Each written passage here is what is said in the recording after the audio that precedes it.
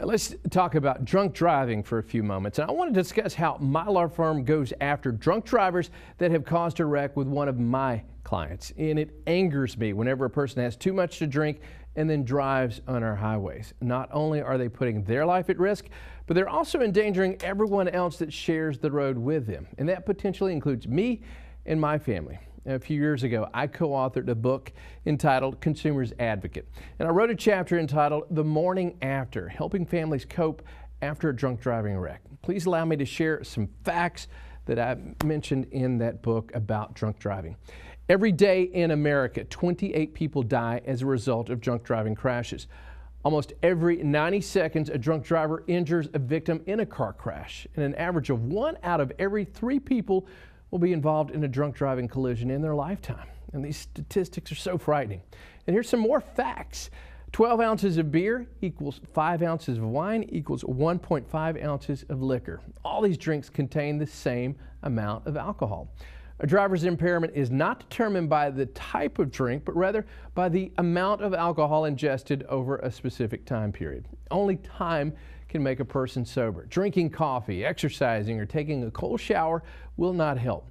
And the average person metabolizes alcohol at the rate of about 1 drink per hour. Now let's talk about what we do for our clients. The first thing we do is get a copy of the police incident report. This will provide us with detailed information of the investigating officer's actions at the scene. It will also let us know if a field sobriety test was administered or any confessions at the scene made by the at-fault driver. And we order a copy of any video and audio recordings that may have been captured by the investigating officer off of his dash cam or off of a body cam. And this video can be very powerful evidence against the defendant. Imagine at a deposition or at court, the at-fault driver claims they were not drunk and they were perfectly capable of operating their car without any problems whatsoever. And then we play for the jury the video of their field sobriety test, where they're falling down and can't walk a straight line. It's devastating. Finally, we will request a copy of the blood alcohol results and run a search to see if the defendant had any previous DUI arrest. Whenever a client of ours has been injured because of a drunk driver, we go after 2 things. 1, compensation, and 2, punishment. By compensation, we would pursue damages against the defendant to compensate our clients for the following: their injuries, their medical expenses, any prescription charges or physical therapy charges, any lost wages, and money for their pain and suffering and emotional suffering. Now, who could potentially be responsible for these damages? 1, the at-fault driver certainly can be held liable, as well as the insurance company that provides coverage to them.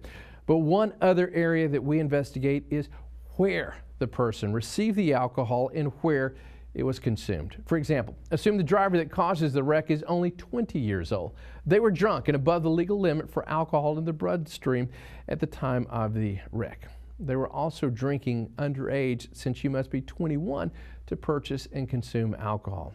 Well, where did the driver get the alcohol and where was it consumed? If they got drunk at a sports bar, then we would pursue a claim against that bar for providing alcohol to an underage person, as well as alleging they served someone who was noticeably intoxicated, knowing that they would soon operate a motor vehicle. Now, let's talk about punishment. And let's break this up into 2 areas, criminal and civil.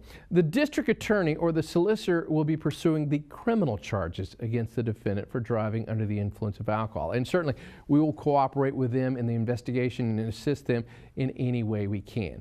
We pursue punishment in the civil arena against the defendant driver by seeking punitive damages. What are punitive damages? Well, these are damages the law allows us to pursue to punish a defendant for their bad conduct and to deter the defendant from repeating the bad conduct. Because the defendant caused the wreck while driving under the influence of alcohol, Georgia allows us to seek these punitive damages. And juries do not like it when someone drives while intoxicated and harms somebody else on the road. And their award of money damages often shows you just how angry that they can be. This is so important. If you or someone you love has been injured by a drunk driver, please call us right away to discuss your potential claim. And please don't delay, and here's why. Evidence could potentially be destroyed because it's not pursued and it's not collected in a timely fashion. Videotapes or audio tapes may not be preserved unless we can quickly ask for a copy and secure a copy of these items. We make it easy for you to have that free consultation. Just pick up the phone and give me a call. The phone number is 1-800-WIN-WIN-1. Again, the consultation is free, it's completely confidential, and there is no obligation. You can also visit our website. It's loaded with all kinds of information about personal injury claims here in Georgia. And you can also learn a lot more about me and about my law firm. Again, 1-800-WIN-WIN-1. The law office is at Gary Martin Hayes & Associates, or visit us online at GaryMartinHayes.com.